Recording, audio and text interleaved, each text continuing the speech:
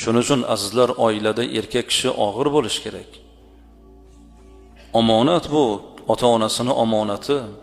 Keng fe'lli bo'lish kerak. Masalu zawjayn kamasalil yadayn fil jasad.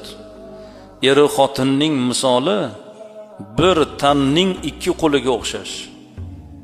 Erkak bilan ayol ikki qo'lga o'xshatilyapti. Albatta erkak kishi o'ng qo'l, ayol kishi chap qo'l. Bir-biriga qiyos qilsak, bir-biriga juda ham yaqin, lekin darajaga kelganda o'ng qo'lning ulug'ligi bor.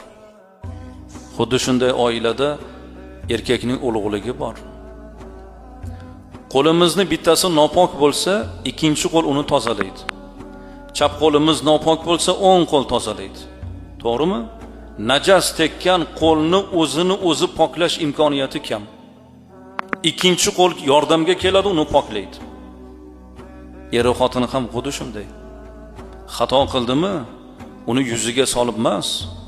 Xato qilgan odam yomon odam emas, balki xatosini bo'yniga olmagan, uni to'g'rilashga harakat qilmagan odam u yaxshi odam emas.